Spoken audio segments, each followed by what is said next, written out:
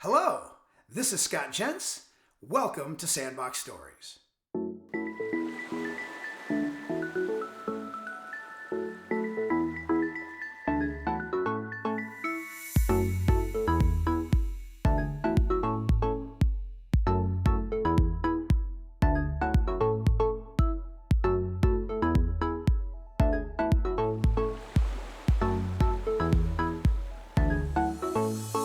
Hello, welcome to the Sandbox Story, which is an interview with Dr. Charles Brownlow. Hello, Chuck. It's a great honor to have you with me today. Hey, Dr. Jens. We've been through the ringer together a long time, you know. Yes, we have. Really glad to have the opportunity to help you tell your story. So, you know, you're a family man through and through. Sherry is a school teacher. You raised these two fine children. Andy is a leading grounds crew guy at a premier golf course in central Wisconsin. And your daughter is a wonderful, productive participant in her community. And, you know, you've got two grandsons. I mean, I'm just scratching the surface of these many attributes of your family. Wonderful wife. Yeah. I mean, what about your family brings you the most joy? Oh, wow. Joy and challenges come right along to get one right after the other. I think having grandkids is very special, and they're very difficult to get along with. They're nowhere near as intelligent as I am. They don't know anywhere near. They can't draw as well. They barely can type at age 6 and 8. But I think that's been probably the supreme joy of my life. Family life begins with Sherry, though, and we just celebrated our 50th wedding anniversary after dating 7 years prior to that. And she continues to be my greatest support and encouragement, even after all these years. I wish I could do as well for her. Well, I think you have. You guys have been on a heck of a journey. I'm going to shift away from your family for a second. You became a pilot. When did you become a pilot? Why did you become a pilot? Flying was something that I always wanted to do, probably starting in mid-teens. And actually what happened was I signed up for the TPA class for the Wisconsin Optometric Association in the fall of 1988. We were preparing because our law was going to pass, or it already had passed and would have gone, I guess it was, 88. And I was sure it was going to pass in 88, although it hadn't. And so I signed up for a TPA class to learn what equipment we would need and all that kind of stuff. And even though I was who I was, I got my registration in too late. And our executive assistant at the association called me and apologized, and she said, Dr. Brownlow, you were 2 days too late. The registration is full. She said, but don't worry about it. I can figure out how to get you in. And I said, no, Joanne. I said, I don't deserve any special treatment, so send my check back. So I got the check back, which was $2,000 if I remember right. And then I used that as a down payment on learning to fly. So first lesson was October 88, and I got my license exactly a year later to the day, October 89. I've been flying ever since. And you've flown biplanes? Well, I built a biplane. Right. Tell me about that. Well, I fell in love. I actually wanted to build a single wing tail dragger airplane. So I would go to Oshkosh every year and kind of drool on that particular model. And in 2000, it would have been 1999, I went to Oshkosh. And I was looking for examples of that particular airplane. And off in the distance, like 5-6 rows away, I saw this strange-looking bluish-green wing. And so I walked over there, and it was the Hatch biplane. And I just fell in love. So that's what I decided to do. So I started ordering parts and building parts, and 10 years later, I actually flew it for the first time. I mean, you literally built that plane piece by piece in your garage. I did, right. And it's a little bit easier than that, but not a whole lot, because I was able to buy some of the components. Like I don't do any welding, so the welded fuselage, they call it a weldment, I was able to buy that. But and I didn't paint it myself because after putting 10 years into that project, I didn't want my first painting project to be my only airplane that I would ever build. So I had that done professionally. Yeah. So, So that was, so you're, go ahead. no, so I was just going to say, so that I finished it early July of 2010, 2009. I wrecked it in July of 2009, just before Oshkosh. Broke both right wings, and then spent the next year building it, and finally got it to Oshkosh in 2010. So, What an accomplishment, though. yeah, pretty amazing. You were a big part of the AOA's effort to Yeah, help optometrists understand pilot vision, and the Eyes Right for Flight program was held right, at the Oshkosh Fly-In. Tell us exactly. what practicing OD should understand, not only about what that project was like to be a part of, but also what they Oh, should understand about pilots' vision. oh, wow. Well, first of all, the that particular project was started by other people even more wonderful than I am. There were four of us that were involved. Originally, Mike Middleman and the late um, Pat Cummings, absolutely good friend.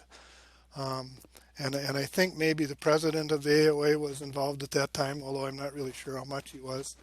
And then Jeff Weaver, a staff person from AOA. And we just we'd run into each other at AOA, or at EAA, at the Experimental Aircraft Association meeting. Walking around, we'd run into each other and start talking about, you know, the pilot should know more about the importance of vision in flying. So how could we do this? Well, pretty soon we had a sponsor. Vistakon sponsored us to the multi-10 thousands of dollars. And we had a 20-foot booth at Oshkosh, and I think it was 14 years in a row. Typically we would have maybe 30 to 40 volunteers that would come and work. They would each volunteer to work at the booth half a day, and then as pay for that, they would get a free day ticket to spend on the grounds at the Experimental Aircraft Association. It was great fun because people would come in and ask us questions about, why are you even here? And then the answer oftentimes would be, well, vision is moderately important to pilots, don't you think? And then it would be one of these things, they'd be hitting themselves in the forehead or in their headset if they happen to have a headset on.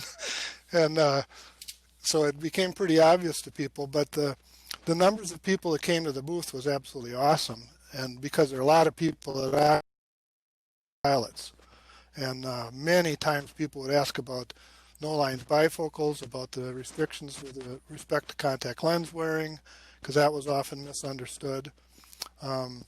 We also had a representative directly from FAA, who was the FAA optometrist, in our booth most of the time, and he was able to answer questions. Van Just an Nakagawara, absolutely right? wonderful.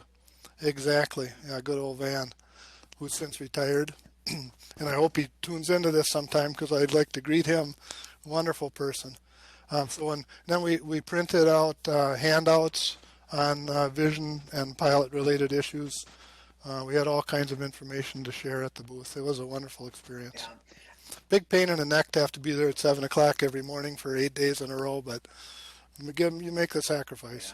And I had the fortune of being able to introduce you to my father-in-law that way, who's also a pilot. Exactly, a pilot. Yes. Great times. Yeah. Yeah. He doesn't fly airplanes anywhere near as nice as mine, but. Right. So I graduated from ICO in '91. We became friends before that. You came down as the Wisconsin Optometric Association leader to recruit Wisconsin optometrists to membership. And obviously your mentorship to me has been very powerful. We created notes and compared the ways that our educations were different 20 years apart, a 71 grad and a 91 grad. And we even wrote an article about it. And if you contrast your education in '71 to a 2021 grad, and I don't want to date you here, it's 20 years. Just theoretically that I graduated in '71. Theoretically, so 20 years was a big deal. We talked about the cost of education and other things, but 50 years, it's a whole nother story. What was it like in '71? How can a 2021 grad understand what those of you that graduated in '71 went through? Right. First of all, we were the first four-year class, and we heard that for 4 years straight because the curriculum was constantly changing. Uh, Communication skills for the professional man was one of our classes, even though we had women in our class. The professors would change. The students would complain so much about the syllabus or about the presentation, and then they'd get somebody else in there to do it. We didn't really know we were the first of the four-year classes until maybe 6 months to a year before we traveled to Chicago. Travel in Chicago was probably worse in 67 through 71 than it is now. Not as safe. Getting on the L train was a real adventure, and I'm sure that still is. The introduction to Chicago itself, the precinct captain from the 9th Precinct came in as part of our indoctrination to the environment and told us what we could do and what we couldn't do. If we went downtown on the L train and came back, remember to get off at 29th Street, and if you don't get off at the 29th Street station, go all the way to the end, and then the L turns around and will bring you back, and then definitely get off. And stuff like that from a town of 600, I never would have thought of in a million years. So the curriculum was hastily put together, I believe, and because we were the first four-year class, we were constantly having to help in the development of the class work and how things could be improved for the second four-year class that would have entered in 68. So the education was different. The facilities were nowhere near what they are today. Luckily, I've been able to go down there almost on an annual basis to speak to the students up until just a few years ago.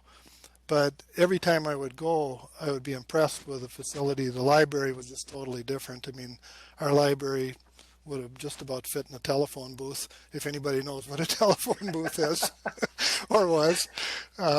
So that was part of it. The professors were tremendous. The professors put up with the changes as well as you could have ever expected anyone to do. But it was very different.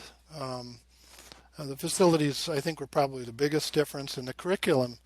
The things that students learn now, as I learn when I have eye examinations, so impressed with today's graduates. And I just had an eye examination within the last couple months, and I remember, and it was done by an intern, and I remember thinking all the way through the examination about, could I do this? Would I even be capable of learning this stuff? I'm not very good at learning this stuff. Would I be able to actually learn to use this equipment? And the other thing is the information that can be gathered to be considered by today's optometrists is just immensely bigger than it was when I graduated. Fortunately for us, it didn't happen overnight. The changes in education happened because the profession changed. The profession changed because the education changed. But usually it was the profession changing first and then education scrambling to catch up. So we had to learn stuff as we went in practice, which I think is a lesson for every optometrist today and every optometric student who may view this.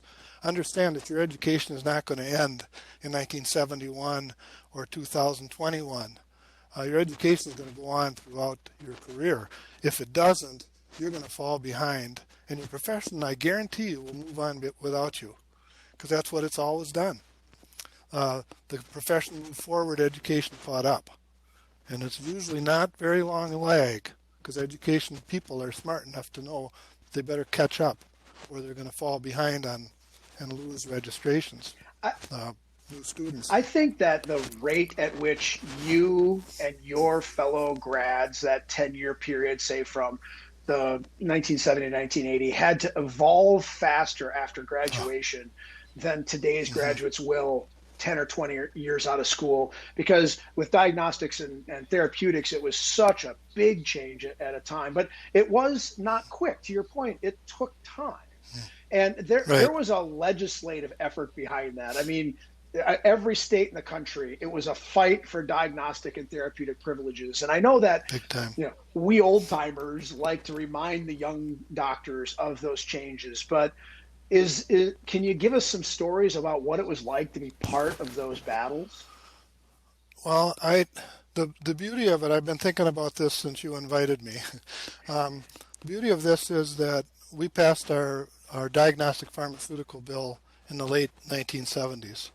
Well, that effort actually was started probably in the early 50s, because many of the people who supported that first diagnostic legislation bill had no intention of ever using diagnostic pharmaceuticals. They were doctors who, some of them did take the classes and actually begin to use diagnostic pharmaceuticals in their practice and become certified to do that. But there were many people who were instrumental in the legislative battle to get that passed who never did use diagnostic pharmaceuticals. And the same is true, maybe not the same percentage-wise, but when we passed therapeutic legislation.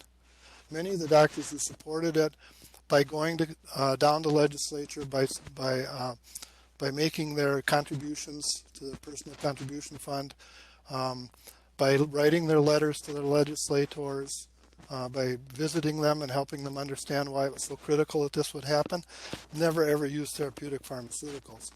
So I believe it's a unique thing about our profession that we have stuck together probably better than any other profession has, because we had to. Because we were not going to make progress with 10% of the members supporting going into diagnostics or therapeutics. It wasn't going to happen. It had to be 70, 80% jumping in there. And they did. And I think it goes back even to those graduates that only graduated from Monroe College or Chicago College of Optometry or the other small colleges around the country in the right after post-war was when it started, post-World War II, with 1,000 students in their classes graduating in 6 months. Those doctors were the ones that changed this profession for history. They were the ones who decided we should be wearing like the dress of MDs. If we're to be called doctors, we should live in our communities like doctors live in our communities. We should be involved in community activities. And we should dress like, look like, act like, join the country club even. Wow, those types of things. But even though it seems silly and maybe even trite to us now in this era, that's what moved this profession into the 70s, where we could do the legislative things that we did. It wouldn't have happened if it hadn't been for those great doctors that were the post-World War II docs. I'll forever salute those guys. Yeah. And none of this gets done without organized optometry. You already hinted to your time at the Wisconsin Optometric Association. You were an AOA volunteer. You were going to do leadership activity because that's just how you were. But what drove you and those that volunteered to do it? Because not everyone wants to, and that's fine. Some participate in other ways, supporting financially. But what drove you in particular to volunteer? Well, I'm a social animal. No question about that. And I wanted to meet optometrists before I became an optometrist, so I knew a lot of people a lot of doctors before I was actually a graduate and in practice. And they sought me out. I got buttonholed. And my first activity on behalf of the Wisconsin Optometric Association, well, actually for optometry, my fellowship at ICO was to be editor of the alumni journal. It actually was a journal of the Alumni Association with typesetting and the whole 9 yards. That was my fellowship. So, that was a gift right there. It paid my tuition for 4 years at ICO, which pretty amazing. And even then, it wasn't anywhere near as much as it is now. But it was quite a gift.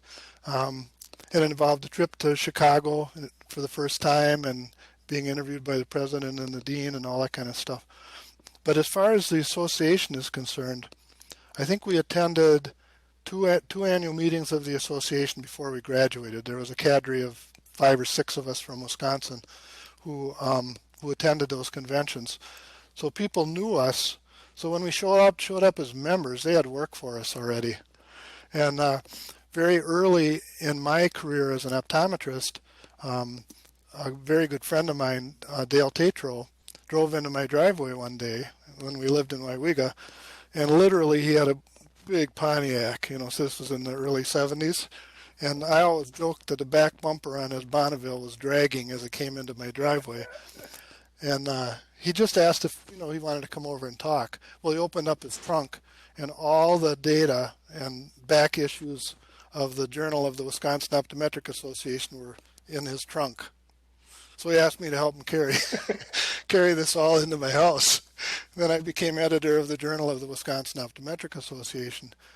I think I had already been president of the local society that I was a member of, and that happened the second year. And again, I was buttonholed. Somebody came up and said, so-and-so is retiring as president, and we think you'd make a good one. Well, if somebody tells me I'd make a good one, that's enough evidence for me. And I'll take that. And the young doctors today that get buttonholed should accept it, I think. I think they should embrace the idea of, yes, it's another thing, but the profession needs them, don't they? Oh, definitely, definitely. And I've been so impressed.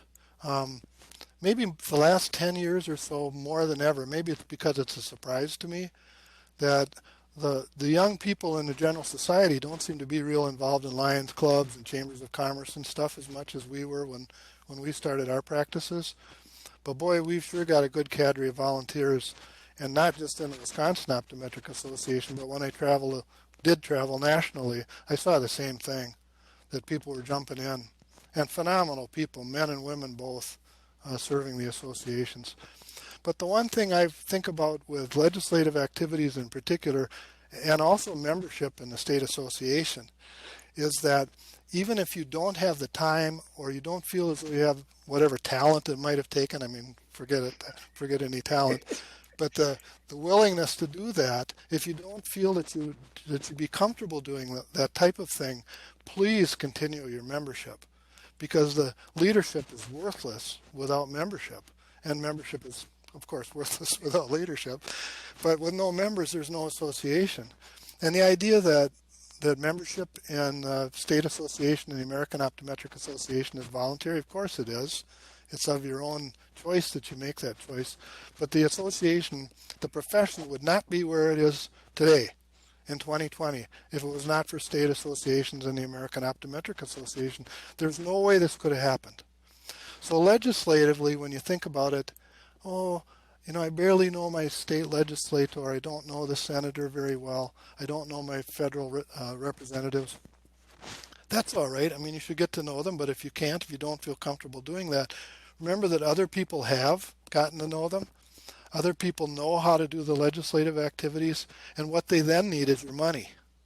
You have to contribute. You have to support, even if, of course, those of us that have done a lot of legislative work naturally support the effort financially as well. But if you can't do it, if you really don't feel comfortable doing that, then please remember to support it, AOA and WA, or whatever your state association is, financially. Yeah.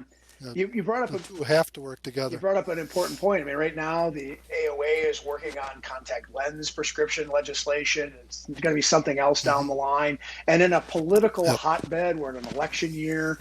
The reality is not everyone wants to play in politics, and some people want to play politics, but on the side, optometry success has come from being across the board and being consistent. And that's really important, isn't it? Oh, definitely.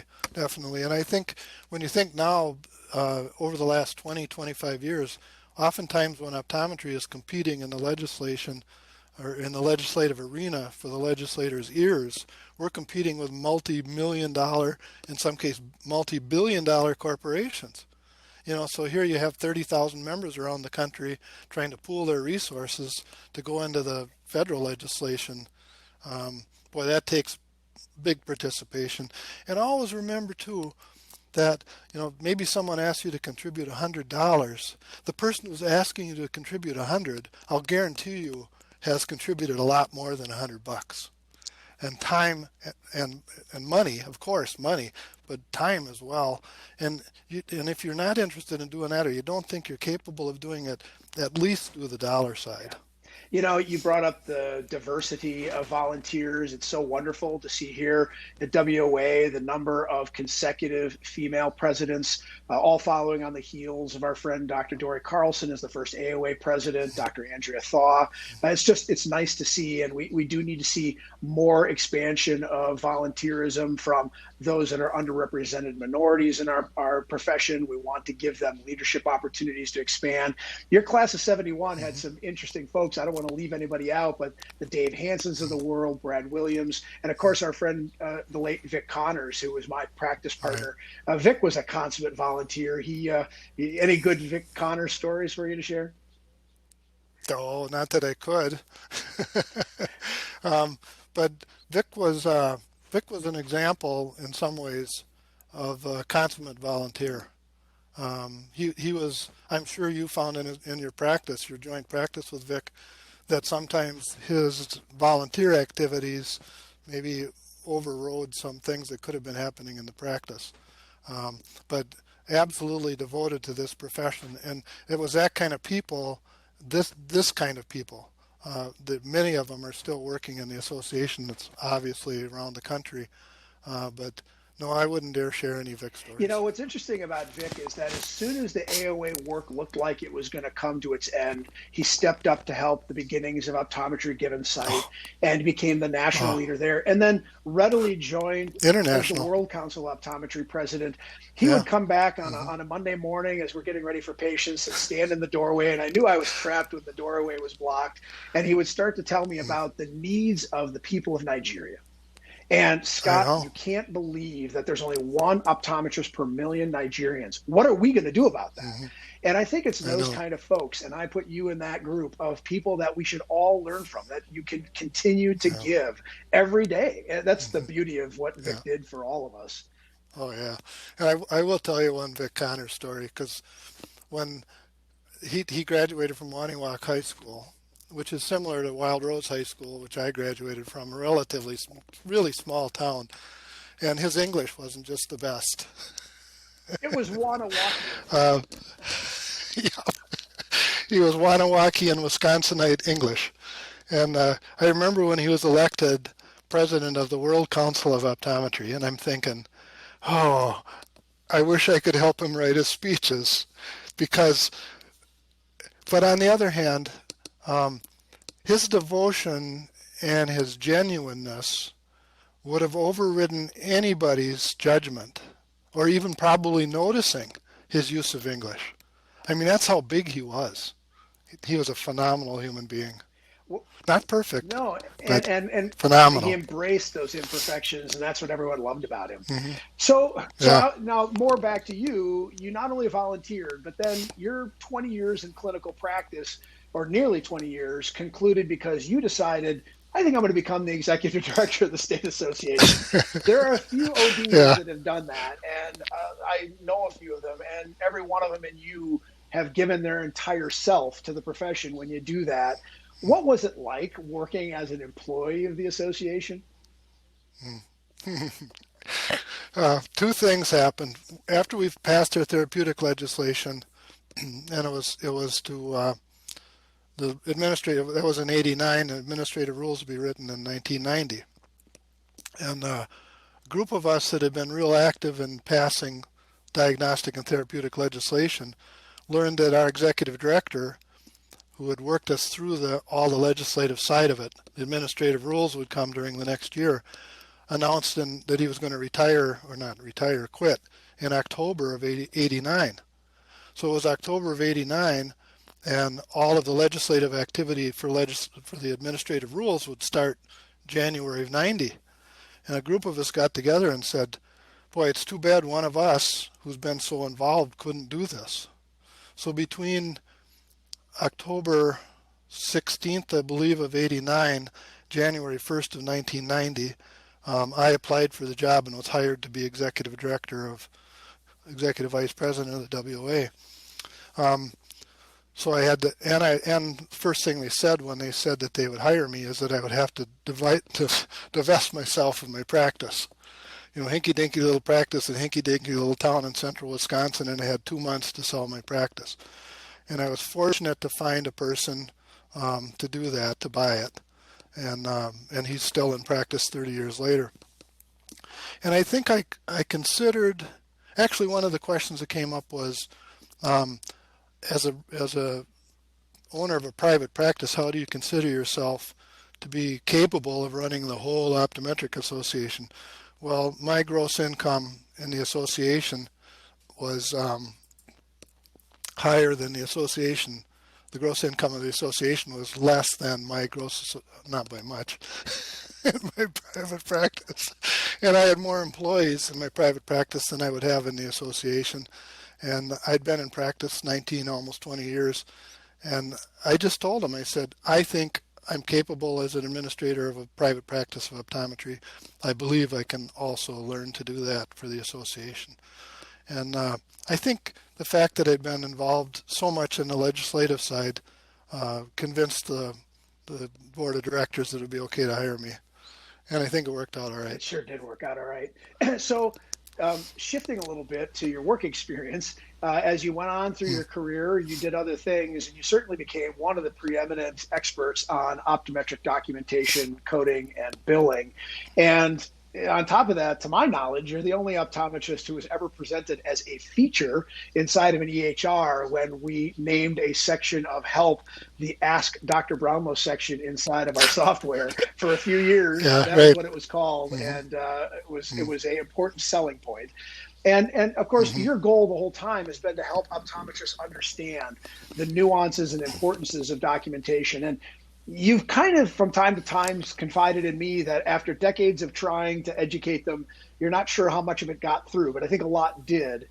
What do doctors still need to understand that you wish they would have listened to 30 years ago? Specifically about documentation? Yeah. Oh, yeah. Well, you and I were involved in education before there were any electronic medical records. So we go back a long way in that subject. But my plea to doctors of optometry and staff for the last 30 years has been to concentrate on the reason for visit. I mean, it's the documentation guidelines, and more importantly, the care that you provide to a patient is related directly to the needs of that patient that day. I saw way too many records that were constructed, more importantly, I saw records that represented encounters that were obviously created and set up with almost no respect to what the patient's needs were that day. The reason for visit had nothing at all to do with what they did in the process of the visit. And I think part of it goes back to our history, the 21-point eye examination, where when I was educated, we had a 21-point examination, and you did all those tests on every patient, irrespective. They could be monocular, and you'd be doing binocular tests, stuff like that. I mean, we really didn't, but it was almost that bad. And instead of concentrating very carefully on the case history, starting out with saying, what brought you here today? Maybe it's been exactly 2 years since our previous exam. That doesn't mean they're just in here for a routine exam. And I think our history, our heritage, misleads us on how our examination should be structured. And I worked for all the last 15, 20 years of my career to help people concentrate on the reason for visit and understand that the reason for visit can change during the course of the visit. So that I think that's the main point I would try to drive home. But you even worked with payers. I mean, there was time where you spent flying to other coasts of the United States from Wisconsin to work with these payers of managed vision care plans, which have helped the profession in some ways and handcuffed it in some ways, to help them understand that they need to embrace the standards and let the doctor be the doctor, because we've kind of fit the profession into a sentence. 92014, is it a routine eye exam or a comprehensive ophthalmologic service? You and I could do another hour podcast on that. Still today in the year 2020. But we won't. No, we won't. We'll save. And the reason is that there has been an interpretation of a profession that wants to be medical to fit into sort of these routine guidelines, because there's certain payers that put patients through what you'd call an annual or a routine. And for you to drive it about the reason for visit is to actually listen to why the patient's there. And sometimes it's, well, you told me to come back. You sent me the Snoopy postcard. but more often than not, there's a real reason the patient is there. It's something that they want to be addressed. Right. And so I want to go deeper on that. When the patient has both a doctor reason for visit, like you need to come back in 2 years or 6 months, and their own needs, how does a doctor sort through that? How does the staff who's taking the history sort through that? Well, I think the main thing is to not pay a whole lot of attention to the first thing that's written on the chart, or the first person, or the first thing that the patient tells the staff or the doctor why they're there. Because I think as healthcare providers, we know oftentimes the most serious issues are the ones that they don't want to be talked about. You know, the patient is not, is oftentimes, if they're worried about their eye condition, they don't want to tell you about it. So say a person does come in, and what's recorded on the chart is 2 years last eye exam, no problems. Not that I've ever seen that on a chart. But then the interview process starts with staff probably, and maybe the patient opens up a little bit and says, you know, I can see all right, but I can't see the same way all the time. Sometimes I see better than other times, or I have a little eye pain, but don't worry about it. You don't have to tell the doctor. Or maybe it's even the staff has done the entire case history, pillar to post, and has filled up 4 pages on the computer, and 72 points. And they've done all that, and then the doctor sits with the patient and just kind of goes over things and says, well, it looks like you're just here for your regular 2-year eye examination, but you did mention that your vision's blurry sometime. Tell me more about that. Well, then the patient starts to open up. And then the doctor's scratching her head, thinking, the reason for visit says routine, 2 years, no eye exam. What I'm hearing now is overriding that. So what do? Reappoint the patient? Don't reappoint the patient. You may lose them to follow up.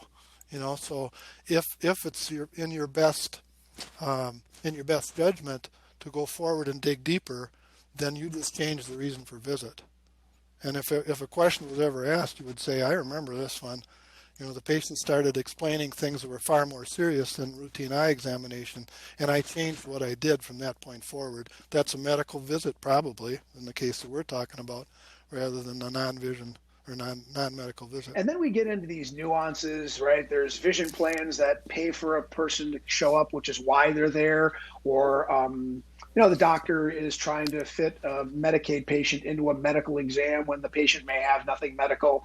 How do you advise doctors to think about how the payer of a potential visit factors into how they document the visit? Oh, wow. Oh, I think I'm being really frank. Please. I think we as a profession are very fortunate that we haven't had a lot of really serious audits with respect to documentation, because if we keep the patient's best interest at heart, which is exactly what we're supposed to be doing, we don't have any problems because we can substantiate it. I've defended doctors in situations where I had to bite my tongue through the entire defense, because if I would have answered the questions that the lawyers asked of me fully, rather than just directly, answering only the question that they ask, which is how we're taught to deal with attorneys, the doctor would not have come out very well.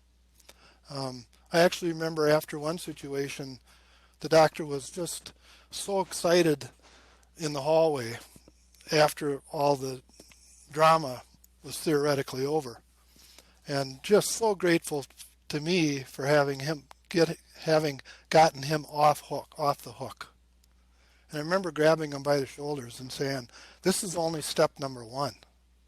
Because if you go back to your office and continue doing what we just talked about and tried to cover over what you were doing, I'm not going to defend you again. You know, so if we keep the patient's best interest at heart, which should not even have to be said, and if we do only what the patient needs and what the doctor needs to serve the needs of the patient best, and if we keep a good record of that, and then if we choose the codes based on the content of the record, there's nothing to worry about. The auditor can come in and stand over their shoulder shaking, obviously, because that's what we do. but you'll be proud that your record will sustain you in an audit. Yeah, that's great. The advent of electronic health records, I mean, you were behind the development, or the people who helped develop a couple or three different electronic health record systems. And so that all went back to your want for good documentation. Getting out of the documentation asks I've had of you here, electronic health records for you as a patient, do you feel like they've helped the care your doctors have given you, or made it more difficult for the doctors that give care to you? I think what I notice as a patient is it's probably expedited matters. The examination goes more smoothly. A lot of the data is entered automatically, so it doesn't have to be physically handwritten in or typed, as handwritten as it used to be. And plus, there are reminders in there in good electronic medical records that maybe you did something and didn't record it, that type of thing, before you move on. All of those things are essentially impossible unless you have a fantastic staff, as many of us were fortunate to have. Yeah, there's no question electronic medical records have been good. The downside would be that if you just fill in whatever blank lights up, if it doesn't come back to the needs of the patient and your needs as a provider that day, that's a slippery slope. And I've been concerned about that right from the beginning. But fortunately, the developers of the best electronic medical records around the country have been cognizant of that and careful about that as well. But it all comes back to doctors and staff. Yeah. So you've described yourself as a person who's outgoing, and we all like interaction. And obviously the scope of or the scale of optometric meetings has really changed of late. And going forward, they'll probably be a little different. Any thoughts about the change that could be coming down the line to the profession, with people not maybe as willing to get together in person? What's the magic that happens when doctors get together and talk through things the way you've seen it in your career? All right. Yeah, I think virtual education has a place. I think it's very important in existence. I mean, it really is an important thing. But getting together with colleagues, especially for a profession where we're not working in hospitals for the most part, we're not in big multidisciplinary clinics. Many doctors are still single doctor practices. That camaraderie with other healthcare professionals, in our case, for the most part, that would be doctors of optometry, but that camaraderie is absolutely priceless. I mean, you'll hear things in the hallway outside that you're not going to hear on a Zoom, that you're not going to hear in remote education of any kind. Those conversations oftentimes will change something significant about the way you practice. Get an idea of a piece of equipment you've been thinking about purchasing, and maybe even have put a down payment on, and then find out, don't do that, that's the worst thing. It's not going to help you one bit, or whatever it might be. Face-to-face, especially for this profession. I mean, this profession grew on relationships. I mean, optometry is what it is today because of the relationships that have been built over the last 40 years. There's no question about that. And that you can't do that virtually, at least not as well. So yeah, So keep attending the local meetings, then the state meetings, and the national meeting whenever you get a chance. And obviously get your virtual education too. There's nothing wrong with that. So many groups have been predicated on the relationships, the peer-to-peer. And obviously that foundation was built on optometric associations, and it's blossomed since then. But that's really important. There is no doubt about it, right? Say it on tape. You have been the most influential optometrist in my life. Who influenced you? Oh.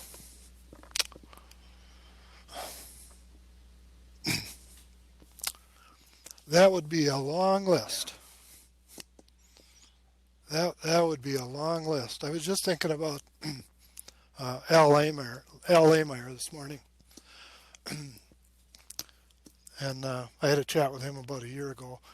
He was instrumental in diagnostic legislation in the late 70s in the state of Wisconsin.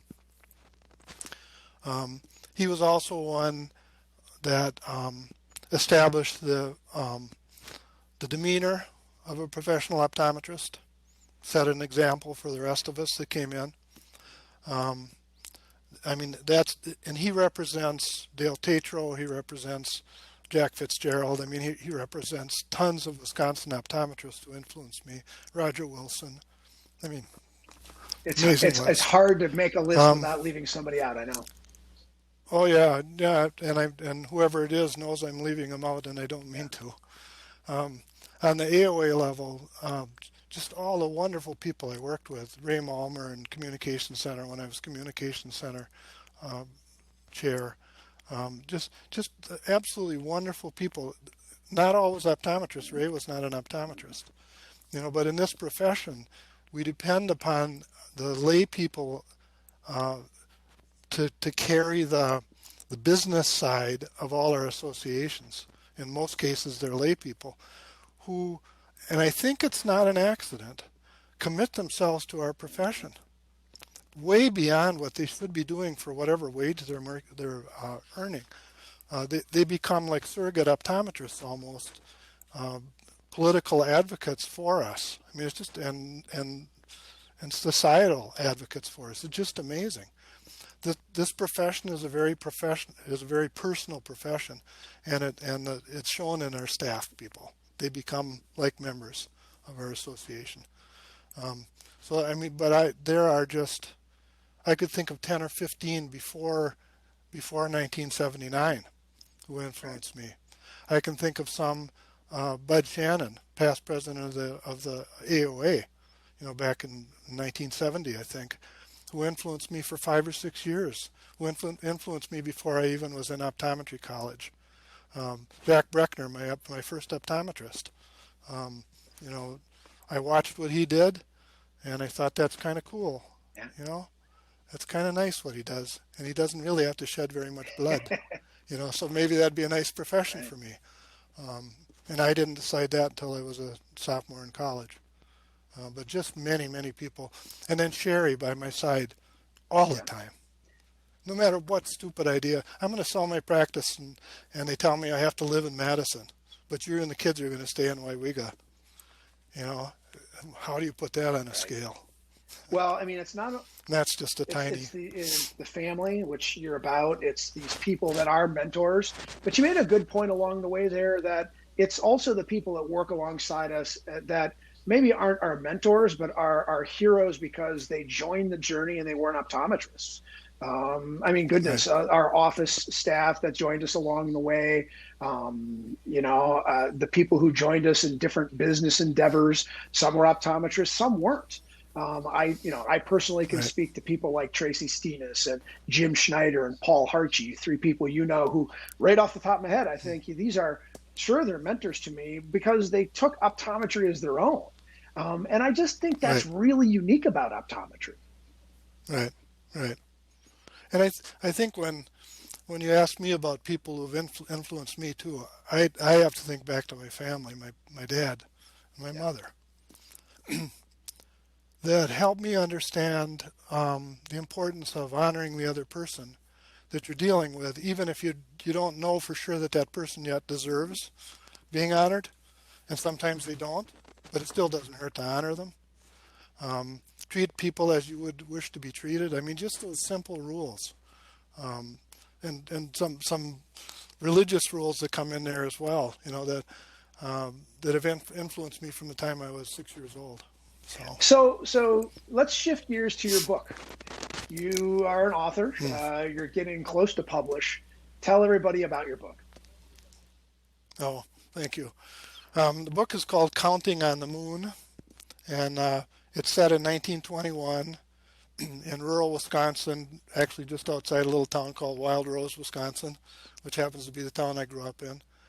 Um, my dad and his brother were orphaned when they were 12. Dad was 12, and my uncle was 14, going on 15. Lost both parents in the 2 years prior to lost their mother 2 years prior to losing their dad to typhus and appendicitis in 1921. And I always wondered what it was like for Dad to grow up living on a farm in rural Wisconsin in 1921 at the age of 12 with no parents. And they were raised by an uncle and an aunt and another uncle part-time. And I thought that would be interesting if I could get my dad to tell me what it was like. Well, Dad always wanted me to talk about me. He always wanted me to talk about my life. He wanted me to make my own life. He didn't want me to try to model his life. I mean, he was very insistent about that. So I never learned much from him. But as anybody who knows me knows, I'm a person of words. I'm a person of a lot of words. And so I thought I would just start a book, and I actually started it in 1984. And it would be set in the house my dad grew up in rural Wild Rose. And the whole thing takes place in about a 6-mile radius. It would involve people who have the same names as my dad and my uncle, although with different last names. And there would be another orphan in the story that would come in pretty early in the story that my dad and my uncle would help find her way. And she's also 12 years old. And from that, I just typed as fast as I could to keep up with what the kids had to tell me. It was just a wonderful adventure in fiction that I probably never would have believed myself capable of. I mean, I can enlarge on the truth, but pure fiction was never totally my game. And I finished it about 6 months ago and got an editor.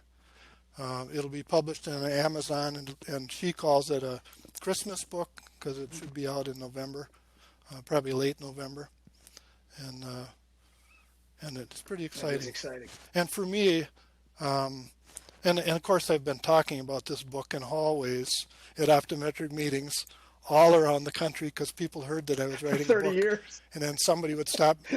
I know somebody would stop me in the hall and say, "How's your book coming?" And I would say, "Well, I haven't written for a couple of years." And then they would ask me to remind them what it was about, and I would start reminding them what the book was about, and then there would be about 6 or 8 people standing around.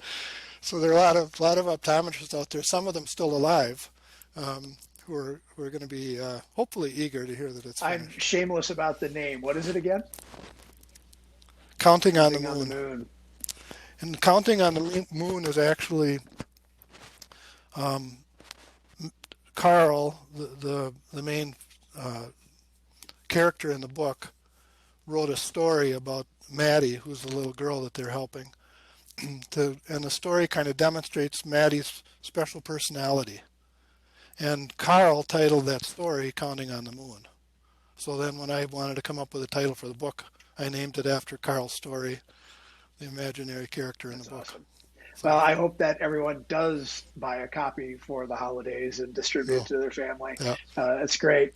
Yeah. Well, the reality is that, we probably should wind down a bit. I'm wondering if you got a last bit of wisdom that you've always wanted to share with optometrists in the profession.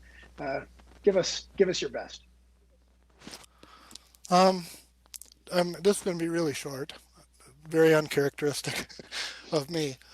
But I taught spokesperson training a number of years ago for optometrists, first in the Wisconsin Optometric Association, and I think we did an extension of that for the North Central States Optometric Council of 5 states that grew to be 7 back in the 70s and 80s, for the leadership of the association to learn how to deal with being put on the spot by an interview, whether it be a television or a radio interview or whatever it would be. And I had taken a class from a person at Northwestern University put on by the Wisconsin Association of Execs. And I thought this optometrist would benefit from this as well. So I taught that course. And the one thing I learned in that course that I've never forgotten, and Sherry actually reminded me this morning that I hadn't forgotten it yet, is concept over self. So when you go to visit a legislator, when you're talking to a patient, when you're dealing with personal issues, whatever it is in your life, you have to forget that your shirt's unbuttoned or that your tie is crooked, that maybe you should not have worn this shirt because it clashes with something else, that maybe you're kind of hoarse today and your voice doesn't sound as good as it should, your hair isn't combed. if you can concentrate on what you're trying to accomplish and forget about yourself, you're able to accomplish a lot more than you can if you're concentrating on yourself. And I think it works in legislation, it works in dealing with patients, whatever it is. If you can focus in on that with yourself, not being in the mirror any place, and just focus on that, it's going to serve you well. Well, you've tried to do that in your career, not focus on yourself. And I'm thrilled to have been able to work with you today to tell your story. You've allowed me to be an emotional person in my life. And my friendship is beyond belief with you. Yeah. Thanks for letting me tell your story. Yeah, we call that our sinus condition. Right. That's right. Well, Chuck Brownlow, thank you very much. Anybody's one-page document in an entire book. He's a man of few words, as you can tell. And Chuck, just a great pleasure to have you here today. Well, thank you very much, Scott. And for the audience, thanks for attending. As always, grateful for you to allow me to tell these stories. Until my next Sandbox story, be great at all you do.